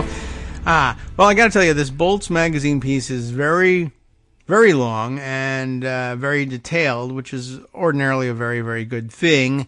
But yeah, it is getting a little convoluted here, and it will take us some time to get all the way through it. But I feel committed to it in a certain sense. But yes, the other part of this story, which I now, as I skim through it, I don't even see where it was coming from. But somebody had teased out of this thing that, as I said, some 26% of adult black voters, eligible adults eligible to vote in Kentucky are currently barred because of, or were previously barred from voting because of a felony conviction. And as we mentioned toward the close of the last segment, people were pushing Bashir to go farther because his reinstatement of rights executive order didn't go nearly far enough. I think that I had seen that though he had restored almost 180,000 people's voting rights, he still only got the percentage of adult black eligible adults who were barred down to, I don't remember. Now there's numbers swimming around in my head, whether it was 12 or 18%, but still some enormous percentage of Kentucky adult black eligible citizens are prohibited from voting, which, if you think about it, is, it's an outrage on its face, really. Just sort of thinking about what it means, about the idea that you're just told you will never have a voice in governance in the state you live in is a really remarkable thing to do to people. But of course, that's part and parcel of their voter suppression program. And it's how places like Kentucky, which do have a sizable black population, continue to elect only super conservative white senators and statewide representation anyway. And it's a real shame. And it's no wonder that they're fighting so hard about it, because it's the only way they'll be able to preserve their advantage. Because Even without that restoration of rights, since the last Republican governor had undone it, when they all got together on it, they were able to elect a Democrat to the governor's office anyway, even without having their voting rights restored. And also implied in this, and then not really addressed in detail, is what it sounds like if a governor restores voting rights, or makes it possible to restore voting rights for people who are convicted felons, and they take advantage of the process of getting their voting rights restored officially and being added back to the voter rolls, then they get to stay there. And then even if the next governor rescinds the order, you may be perhaps grandfathered in as a restored voter, even in the face of the reversal of this order. And just that people who haven't gone through the process yet would then be shut out again.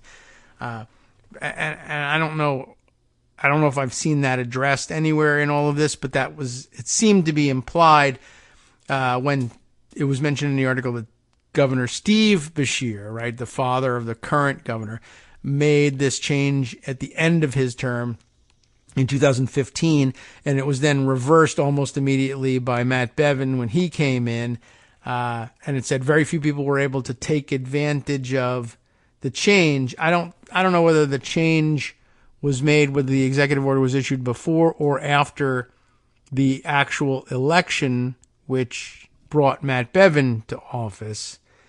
So it could mean, well, they changed it in, August of 2015, and then there was an election in November, and people, had the opportunity to vote in November and then lost the ability to vote thereafter, or whether it was, well, the opportunity to have your voting rights restored existed even if it was done after the November 2015 election while he was still governor. And then some people processed their paperwork in December of 2015, and then come January, February 2016, Matt Bevin undoes the things.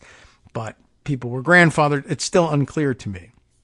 I mean, I don't know whether the rest of the article will clear it up, but there's a lot to it. So let's see what else we can glean from this article, just by way of getting down to granular detail on these things. So let's see. The same voting rights advocates who fear a major retrenchment if Beshear loses have also been disappointed with the scope of the governor's order, right? Been pushing him to change it or expand it. Beshear's order automatically restores people's voting rights, automatically, when they finish all parts of their sentence, but it only applies to people who were convicted of non-violent felonies. So it is small potatoes, but it is potatoes. At any rate, people convicted of offenses that the state categorizes as violent remain barred from voting for life, even after they've completed all parts of their sentence. The same is true of people who were convicted of a felony in a different state or in federal court. For the people who are not covered by Beshear's order, the only path is to apply for and receive an individual act of clemency, which is a rare and difficult process. This has kept Kentucky well out of step with most of the rest of the United States. Besides Kentucky, only 11 states disenfranchise any group of people for life, and most of those states have much narrower carve-outs than Kentucky. Even some Republicans have been more lenient than Beshear. In 2020, for instance, Iowa's Republican Governor Kim Reynolds issued an executive order restoring rights when people complete any sentence, excepting only those convicted of homicide. Kenneth Williamson, who won back his voting rights in 2019 due to Beshear's order, wishes the governor dropped his carve-outs. It means the world to me to participate in the process that I was held out of for so long, but I absolutely wish he'd given everyone their rights back if they've completed their sentences, he told Bolts. About 5% of Kentucky's voting age population, over 150,000 people, remains disenfranchised and won't be able to vote in November. That's more than double the national disenfranchisement rate. It includes 12% of black Kentuckians who are disproportionately targeted. There's the 12 I was thinking of. I was confused between 12 and 18. At any rate, it includes 12% of black Kentuckians who are disproportionately targeted by the state's criminal legal system, according to data compiled by the Sentencing Project, a national research organization. Before Beshear's order, disenfranchisement rates were even higher. 26% of black adults were deprived of the right to vote in the 2016 election, according to the Sentencing Project. Beshear's office has provided no criteria for how it responds to individual petitions for rights restoration from people who are not covered by his order. His office recently said in court that it assesses whether an individual is worthy of the franchise. Jeez. The Fair Elections Center, a national voting rights organization, filed a lawsuit in 2019 and argued that this vague approach violated the First Amendment by subjecting some people's rights to political expression to arbitrary control of the governor. Beshear fought that lawsuit, seeking to maintain his exclusive authority to pick and choose among applications, even though he wasn't really exercising it, apparently. The Sixth Circuit of the U.S. Court of Appeals sided with him when it rejected that suit last week, ruling that the governor has the discretion to decide who is or isn't worthy of having their rights restored, which is a very interesting thing. And I'm glad we read this far because it's an amazing thing that the courts haven't been asked about the other one, but in their view, the governor should retain the discretion to personally decide who is or isn't worthy of having their civil rights restored. But he can't be trusted to, like in 35 other states, or whatever the number was, simply name a replacement to the United States Senate on a temporary basis pending a special election being called. No. That has to be that. Who represents us in the Senate has to be up to a committee of the party that the senator who has left, resigned, died, what have you, belonged to. And the governor can't be empowered with such tremendous responsibility. That's crazy. That has to remain in a diffuse hands, in the hands of the voters. Well, okay, maybe the executive committee of some of the party that some of the voters vote for. Sure. But, the individual choice of whether or not this person can participate in society and vote for representation, that can stay in the hands of the governor. That's not important. Okay. In a statement to Bolts, Beshear's campaign embraced the selectiveness of the 2019 order. Governor Andy Beshear will continue to stand up for the right to vote in a second term and the restoration of voting rights for Kentuckians with nonviolent offenses who've paid their debts to society, it said. The campaign also warned that its Republican opponent would narrow voting rights further. Just like Matt Bevin did before, Daniel Cameron would rescind automatic voting rights restoration for nonviolent offenders. That statement read. For Sherman, whose organization filed the lawsuit against Beshear, the upcoming election is a matter of harm reduction. Beshear's approach is unusually punitive, but it widened the path to rights restoration for many Kentuckians. A reversal of the current order would take the bad part of the Beshear policy on rights restoration and expand it, Sherman said. That is very much on the ballot in November. Sherman added, it's deeply un-American to have one person or government official sitting in judgment over the worthiness of a person with a felony conviction and deciding whether or not they should be able to participate in our democracy. And for that to be the sole and exclusive means by which people get the right to vote would be a travesty. If Cameron or another future governor were to rescind Beshear's blanket order, it would not snatch back voting rights from people whose eligibility was restored under it, Sherman and other election law experts told Bolts. So yeah, there's some grandfathering there. Executive orders operate prospectively and cannot undo an individual's rights restoration. In 2015, Steve Beshear's order had required people to apply for a state certificate to restore their rights. So this is a hybrid here. Bevin shut the door on that process before people had gotten a chance to obtain those. Andy Beshear's order requires no application, so it's not subject to the same retroactive torpedoing. Wow, so that was a real mistake on Steve Beshear's part. And still makes the answer unclear and difficult to tease out here. Marcus Jackson, founder and executive director of Advocacy Based on Lived Experience. That's the the group, a Kentucky-based organization that aims to empower currently and formerly incarcerated people, says he has spoken several times to Cameron and asked him directly whether he'd amend Beshear's approach. He says he was unable to pin Cameron down. By the way, is there anything on the books in Kentucky about running for president if you're a convicted felon? If you're a convicted felon under Kentucky law or under federal law, as it turns out, you are barred still. Even Beshear won't restore your rights. Andy Beshear won't restore your rights even automatically, whatever, through the process. If you're convicted under federal law or under another state's law either. So it'd be interesting if you're not allowed to vote in Kentucky because you're a convicted felon in the federal system or in another state, or it's a violent offense in Kentucky. But you could be convicted under federal law of a felony and run for president. You can receive everybody's votes. Like, why should it be legal in Kentucky for members of the Electoral College to cast electoral votes for someone who wouldn't have the right to vote in Kentucky? I mean, it's not necessarily the same thing, but the logic begs the question anyway. All right. Let's see. What else? So they've been unable to pin Cameron down on his position.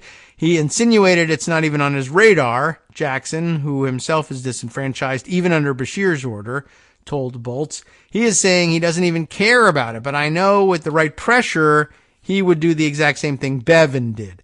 During the 2015 election, Bevin, like Cameron as of now, took no firm position on felony disenfranchisement. A spokesperson for Bevin even hinted after his election that the Republican generally agreed with his opponent's order, but then Bevin rescinded it less than a month later.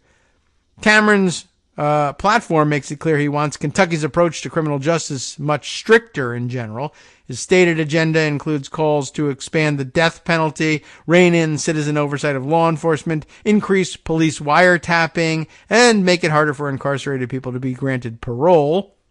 Because Cameron himself has not come out with a public statement on rights restoration, we look at his record on other progressive issues and we don't think it looks favorable, McElroy said. Cameron, endorsed by Trump, has painted Kentucky as unsafe and plagued by out-of-control crime. In other words, another Republican running on whatever my jurisdiction is a hellhole, which is extraordinarily popular with some segment of the American population. I don't know. When asked recently whether he, as Kentucky's Attorney General and top law enforcement agent, plays any role in shaping the landscape he describes, he told local media, Andy Beshear bears all the responsibility. Okay. You see how that works. But the forecast of Cameron's stance on rights restoration is somewhat complicated by the fact that he was a vocal supporter of criminal justice reform as recently as a few years ago. You should forget about that, quite honestly. Before he ran for Attorney General, he was the spokesperson for a coalition called Kentucky Smart on Crime that comprised organizations such as the ACLU of Kentucky, the Catholic Conference of Kentucky, and the state's criminal defense bar. In 2018, Cameron wrote a column for the Courier-Journal advocating for a bill that would have implemented a slew of changes from bail reform to defelonization of drug possession. Earlier this year, Cameron's primary opponents slammed him for his prior affiliation with the ACLU and Smart on Crime. In response, he released a letter signed by 37 sheriffs, prosecutors, and police chiefs touting his law and order solutions. Democrats once ran state politics in Kentucky, but the GOP has surged to near total power over the last decade, and today hold supermajorities in both the state House and Senate. Trump carried the state by 26 points in 2020. Still, Beshear ranks as among the nation's most popular governors, and recent polling has shown him with a lead against Cameron. For voting rights advocates in Kentucky, the very fact that people's access to the ballot is again coming down to a single election shows the need for more lasting change. They continue to seek a constitutional amendment that would automatically restore voting rights going forward. It doesn't make sense to me that people depend on the governor to make that executive order, said Herron, the Democratic lawmaker who has championed his effort and plans to do so again in the 2024 session. These proposals have stalled in the legislature for years, despite some bipartisan support. A measure asking voters to codify some automatic rights restoration even passed the GOP-run Senate in 2020 before fizzling in the House. Kentucky's Republican Secretary of State, Michael Adams, is outspoken in favor of change. I strongly support amending the Constitution to take it out of the hands of one person and make it permanently part of the Constitution, Adams told Bolts after he secured a primary win in May. You shouldn't have a governor change and the electorate change, he added. The governor shouldn't decide who gets to vote. It's just not a good look. Until then, the rights restoration process can be upended by one governor's pen stroke. Said McElroy, it's races like these that demonstrate to us that we aren't in a safe space just because one governor passed an executive order. Good points, all very technical, very weedy, but hopefully, I think, of some interest and some benefit just in understanding what's going on in one small corner of our country. And it always pays to figure out what's going on in a small corner of anything, really. Okay, so let's see. Other things that we have no time left to catch up with. What choices will we make? Let's see. There's no room for some of the larger stories. And by the way, we'll probably have no room for them tomorrow either, but we'll have room for other stories that we probably haven't been discussing as much, or at least a new angle on them, as both it is Tuesday and I think we still have one more, right? Stop in with Joan McCarter before her vacation takes effect. I better double check that. But also, how about this? It's been some time. The triumphant return to our airwaves of Ian Reifowitz, who has been a busy beaver all this time, I guess, and now winding up the summer break as professor. Of course, he's got a little time on his hands and thought he might just want to check in with us. And we'll take that opportunity tomorrow in the first segment, early in the morning, and work him in, and then hear from Joan at the end, unless I've already forgotten and misunderstood what the vacation schedule is. But there's no government shutdown going to happen just yet, but as you know, it's our obligation every Tuesday to remind you that it will. All right, let's see. I thought I had, there was an interesting setup of some kind. Oh, you know what? I'll leave that for another day, a point-counterpoint sort of story about Trump, and we've heard plenty about Trump, but how about this one? All right, where did this come from and who sent it to me? I have to check in on the provenance of this. Oh, right. One thing I wanted to add was when we talked about Republican wacko and apparent perv weirdo, what was it? Is it Derek Van Orden, the representative of the 3rd Congressional District at the moment in Ohio, right? Is that where we were? Wisconsin, I'm sorry. Anyway, we did get note in one of our KITM posts on Daily Kos from M. Hibbard, is what it looks like, is the one where the I should be, so I'm guessing that's M. Hibbard, pointing out that I am happy, he's happy, I'm happy too, that he reports, and I don't know if I'm gendering things correctly either, by the way. So we say they report that they are happy that they live, we'll say, in the 3rd Congressional District and can do something about this. Van Orden is living on borrowed time. He got an assist by the Wisconsin Supreme Court with those gerrymanders. Just wanted to point out that, yeah, people who listen, people who are living in the 3rd Congressional District and can, in fact, get out to vote against this person will go ahead and do so. Though I have no doubt that that was a preordained outcome for that particular listener, but it's nice to know. Also, let's see. I have to jump into, did I star where this came from? Let's see. I just want to give everybody the right credit, and it doesn't look like that's going to happen until afterwards, but I wanted to bring you this updated news. Was it? Dang, I'm trying to think. If I scan enough. Yes, there we go. Found it right. David Paquette. Thanks very much, David, for sending this thing. The story I read you about Jared Kushner and his shakedown of Qatar was supplemented with this information. So as you may recall, right, just before the blockade by Saudish Arabians and their partners in UAE, blockade of Qatar, a blockade of a country that hosted the largest U.S. military base in the Arabian Peninsula, if I remember correctly. astonishingly enough, happened after Jared Kushner went to them and said, hey, could you loan me the money to bail out my huge real estate flop at 666 Fifth Avenue? Is that right? The right address? That giant albatross hanging around the neck of my family real estate portfolio. And they said no. And then all of a sudden, weirdly, the United States backs Saudi Arabia and the United Arab Emirates in blockading the biggest U.S. military base in the Arabian Peninsula. That's sort of counterintuitive with, like American policy. He sort of reversed American foreign policy and military strategy unilaterally because he didn't get $1 billion bailout from the Sovereign Wealth Fund. So you might say, well, as horrible as that is, I guess sort of kind of maybe good on the Qatari authorities for not playing ball here. Well, as it turns out, that's not actually the story either. And David sent me this piece from 2019. Bess Levin wrote for Vanity Fair, Qatar, or Qatar, depending on how you want to do the pronunciation, shocked, absolutely shocked to learn that it accidentally, bailed out Jared Kushner. Can you believe it? Given that what he just did to them. Well, it turns out that in this report, again from 2019, last August, so 2018, an economic miracle occurred, and you didn't even remember it on your calendar.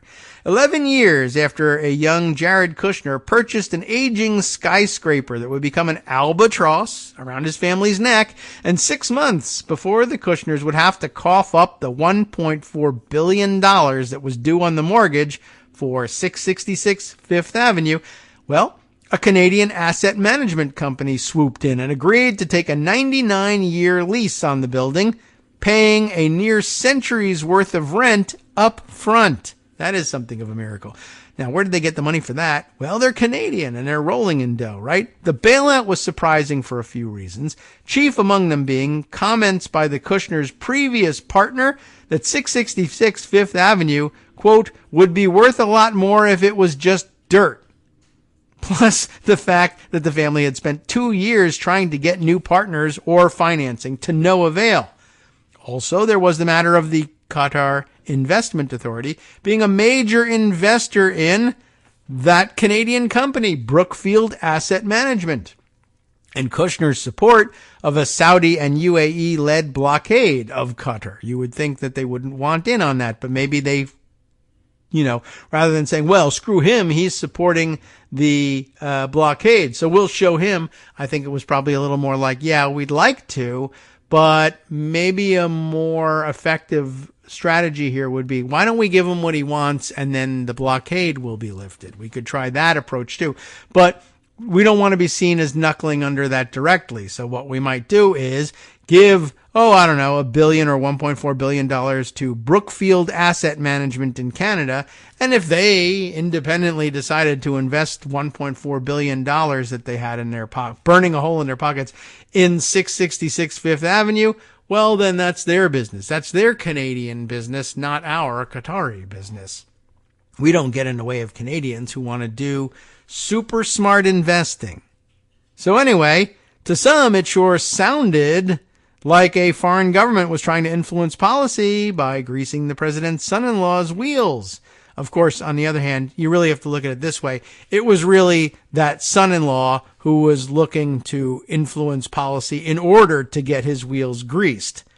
Anyway, at the time, Brookfield told reporters that the Qataris had no knowledge of the deal before its public announcement. Apparently, they don't read the New York Times, you see, where there was an announcement of that deal before anyway. And now that the deal has officially gone through, Doha is doubling down, insisting, somewhat curiously, that the government had absolutely nothing to do with the 666 debacle. When news emerged that Qatar, this is a quote here from, I think, Reuters coverage, when news emerged that Qatar may have unwittingly helped bail out a New York skyscraper owned by the family of Jared Kushner, Donald Trump's son-in-law, eyebrows were raised in Doha. The bailout, in which Doha played no part and first learned about in the media, has prompted a rethink of how the gas-rich kingdom invests money abroad via its giant sovereign wealth fund. Two sources with knowledge of the matters told Reuters. The country has decided that the Qatar Investment Authority, QIA, will aim to avoid putting money in funds or other investment vehicles that it does not have full control over. According to the sources who are familiar with the QIA's strategy, Qatar started looking into how its name got involved into the deal and found out it was because of a fund it co-owned, said one of the sources. So QIA ultimately quietly triggered a strategy revamp. Is it possible that Qatar truly had no knowledge of its role in doing a major solid for the Kushners just months before a make-or-break deadline? Sure, just like literally anything is possible, but many are suspicious. In addition to likely having had the chance to hear about the deal through Brookfield directly or read about it in the paper of record, one would imagine the Qataris were keeping tabs on all things Kushner on account of Jared's father, Charles, taking a meeting with Qatar's finance minister, Ali Sharif al-Emadi, remember him, in April of 2017. Kushner, the elder, later said that he accepted the invite purely out of respect, you see, for the Qataris, to tell them that there was no way we could do business. So why is Doha taking pains to insist it accidentally bailed out the first-in-laws on their no-good, very bad investment now? Perhaps we'll find out soon, or perhaps we'll just never know, I guess is something we would add to that. All right. Thanks to David Paquette for dragging that one out of memory and allowing us to update the situation 5 years after our first exclusive 5 years too late reporting on what happened there. But I appreciate the chance to update you on those things. Now, of course, chance for Justice Putnam to update you on things more recent at the West Coast Cookbook and Speakeasy. Coming up next right here on Netroots Radio. Let's see what's up atop of the agenda. We'll announce it right after this short announcement. Netrootsradio.com. You have been listening to Kagro in the Morning with David Waldman. Well, look at this. According to two major reports, the Department of Homeland Security has a domestic extremism problem. He's also going to revisit what's going on down in Kentucky with the possibility of replacing McConnell. And a federal judge has blocked the Arkansas law allowing librarians to be criminally charged over, quote, harmful materials. Stay tuned.